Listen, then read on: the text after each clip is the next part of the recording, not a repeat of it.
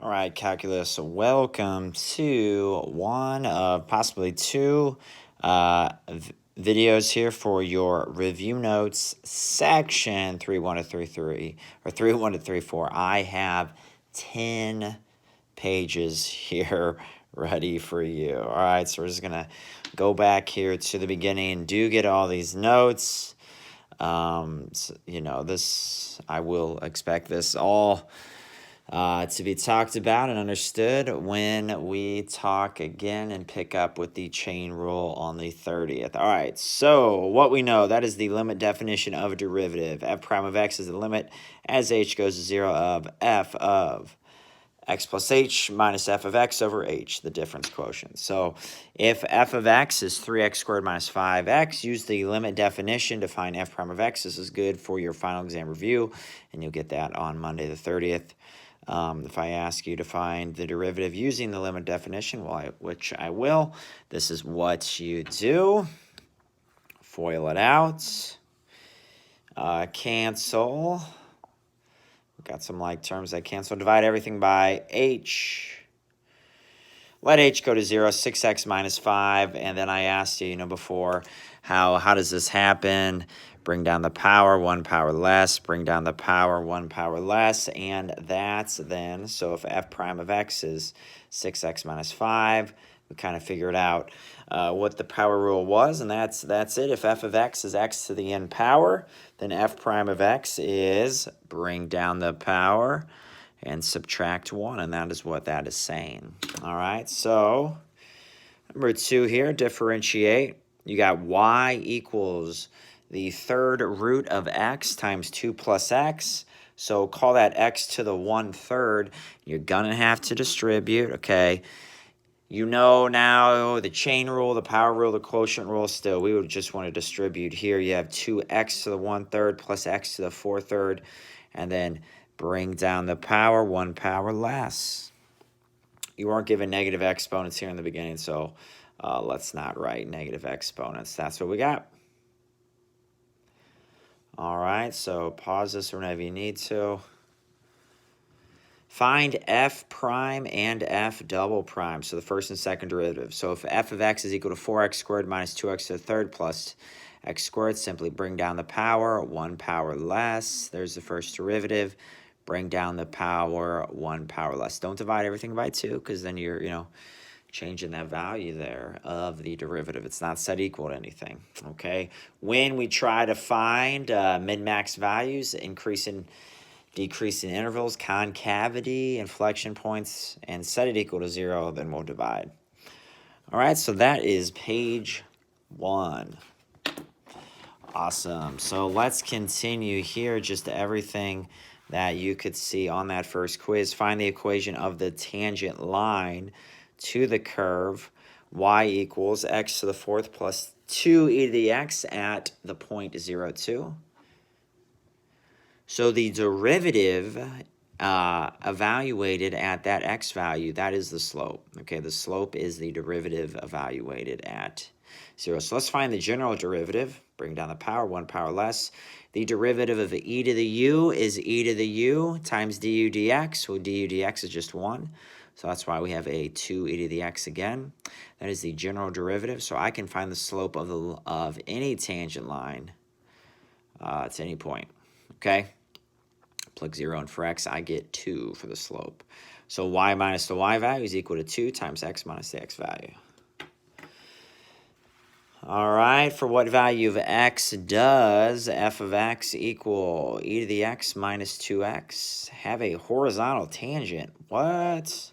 Well, horizontal tangents, got a horizontal line. Remember, a tangent is a line. Horizontal line means you have a slope of 0. So let's find the derivative of e to the x minus 2x. It's e to the x minus 2. And I want that slope to be 0. So I don't plug 0 in for x. I figure out when that derivative, so what value of x gives me a value of 0 there. Add 2 to both sides. How do I free up x? I attach natural log to both sides, and that's it. X would be natural log 2. At natural log 2, I get a slope of 0. My derivative evaluated at natural log 2 is 0. All right. So here's some more things we know. S of t is the position function. V of t is velocity. A of t is acceleration. V of t is the derivative, so velocity is the derivative of the position function. And acceleration is the second derivative of the position function, or the derivative of velocity. All right?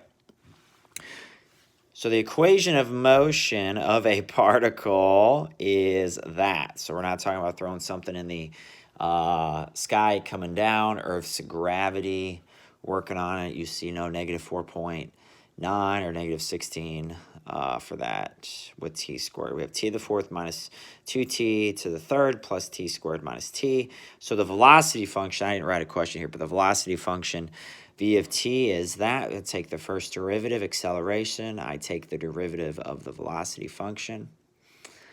Okay, so the velocity at time 1, I just plug 1 in, and then I found the acceleration at t equals 1. So what I did there is find the velocity at time t equals 1. The velocity is negative 1 meters per second. The acceleration is 2 meters per second squared. That's what I was looking to do there. That one done. All right, so then, again, this is great, so whether you're remote, whether you've missed some days. Then we got to the product rule. So the derivative, that's the derivative, that's the variable I'm taking the derivative of d dx of f of x times g of x. And I kind of call this like the first function and the second function is f prime of x, g of x, plus f of x, g prime of x, the formal definition. Really, it's derivative of the first function times the second, plus the first function times the derivative of the second. Okay, more in layman's term there. So the quotient rule, the derivative with respect to x there of f of x over g of x is g of x times f prime of x minus f of x times g prime of x all over g of x squared. There's the formal one there. Whereas if I call f of x high and I call g of x low, then it's low d high minus high d low all over the square of what's below, which is low squared. That is what you'll probably remember better. All right, so find an equation of the tangent line to the curve y equals e to the x divided by 1 plus x squared. You're going to have to use the quotient rule to find the derivative, and then I'll plug 1 into that derivative. So low, d high, minus high, derivative of low, the denominator, all over the square of what's below. I distributed. All right, then I just got to plug 1 in. Remember, y prime is the same thing as f prime of x. So f prime of 1 is y prime evaluated when x is 1. So plug 1 in for x, and something happens. E to the first plus e to the first minus 2e to the first, that's 0. So the derivative is evaluated at 1 is 0. Y minus the y value is equal to the slope times x minus the x value. You can just write it like that. All right, show bottom of 187. I don't have that on me actually right now, but it's just various other things you can do with derivatives. That just kind of makes sense. So I'll show you that in class sometimes, or just explain it when each problem comes up. It's not just stuff that you would understand, you would think you can do when taking derivatives. Let's talk about number 8 here, differentiates. So f of x is a to the x plus b over, not a to the x, but ax plus b over cx plus d. Okay, so f prime of x is low, d high would just be a, minus high, d low is just c, all over the square of what's below. I distributed there. Notice the ACX's cancel. All right, and that's what I'm left with. And how about number 9? This is kind of one looks a little bit like your homework in that you can divide everything by x first. And I highly recommend that you do that. So I actually just want to differentiate this, divide everything by x. So low, that's what I'm talking about, low. D high would be 0, because a, you think of it as a constant. Derivative constant is 0. Minus high, d low, all over square of what's below. We're using that, okay? And there we go. If you want to factor out the negative a, you can. And for this page here, find f prime of x and f double prime of x. If f of x is equal to the square root of x times e to the x, so it's product rule. First function second, which I'm going to rewrite as x to the 1/2 times e to the x. So derivative of the first, bring down the power 1 power less times the second plus the first times derivative of the second. Derivative of e to the x is e to the x. All right. And x to the negative 1/2 would be over root x there, 1 over root x. Another way to write this, put e to the x on the outside. In fact, that might be better because if I have to take a second derivative, I could just use the product rule here, count this as the first function, that the second function, and I might get to my answer a little bit quicker. But I didn't do that on this first step, okay? I said, all right, this is f prime of x, so I'm going to take the derivative of this, which is going to be utilizing the product rule twice. And I'm going to take, so when I take the derivative of the first function, I have it right here. All right, I'm going to take the derivative of this. Bring down the power. 1 power less would be this, times the second function, plus...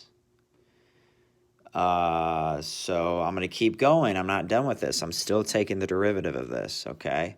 So don't worry about that. Yeah, I'm taking the derivative of this. Derivative of the first times the second plus the first times derivative of the second. That is all of this first part here.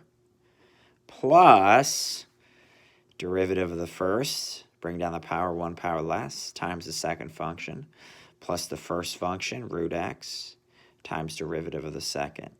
Again, instead of writing root x, I wrote x to the 1/2. Okay, so all of this is the derivative of what I've circled, and all of this is the derivative of what I kind of put in that not sturdy box. Then I cleaned it up. Okay, so this is the third, no, this is not right. That 3 should go there, because this is the square root of x to the third. Plus, so that's this, plus 1 over 2. X to the negative 1/2 would be root x, e to the x, plus 1 over 2 root x, e to the x, plus root x, e to the x, and I have 2 of those right there. 1 plus 1 is 2. 2 divided by 2, cancel, so it's 1 over root x, e to the x. And I don't know if you guys noticed this, but I forgot the e to the x right there as well. All right. If I wanted to, I could take out the e to the x, factor it out, but that is good. A lot going on there.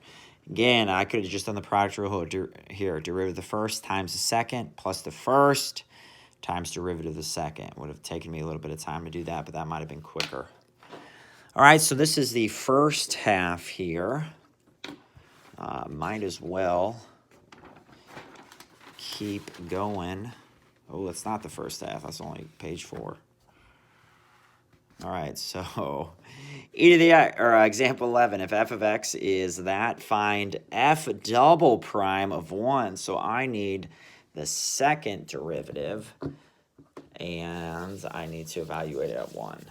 So there's the first derivative, low d high minus high d low, all over the square of what's below.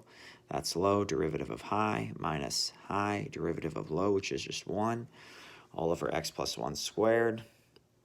Distributes and cancel. That's the first derivative, so the second derivative. Low, derivative of high, minus high, derivative of low. Now to do derivative of low, now you guys know the chain rule. So this is like saying u squared, which would be 2u du dx. Okay, so bring down the 2u, which is 1 plus x. Then you take the derivative of 1 plus x, which is just 1. All right, if you wanted to write that as x squared plus, 2x plus 1. If you took the derivative of that, it would be 2x plus 2, which is actually what that distributes to be. So no matter what, you're going to get 2x plus 2 there. Okay, look at that. We are simplifying a little bit. And honestly, we don't have to do that much because if I wanted, you know, what is f double prime of x, I would have you simplify that. But I want f double prime of 1. So there I would just plug 1 in for x, which is what I did. And I got 1/4. All right. A lot involved there. F prime of x. So f of x is secant tangent. Secant tangent. So we know the derivative of secant is secant x tangent x. So this is a classic. Sometimes you want to say, hey, does this simplify? You know, if I ask you to take the derivative of secant cosine, you know, that's just 1. So this isn't great. I mean, it doesn't cancel be anything great. I mean, I guess you could if you wanted. If you didn't know, you'd have still no chain rule. You wouldn't want to do the quotient rule with that. Okay, so derivative of the first times the second plus the first times derivative of the second. Derivative of tangent is secant squared x. And there we go. You can factor out the secant. You can rewrite secant squared as something in terms of tangent squared. We'll see on the next page, but that is an acceptable answer. All right, I think we're going to make that the first video there, and we'll come back to start this one in a sec. This is Yak Math Videos, signing out.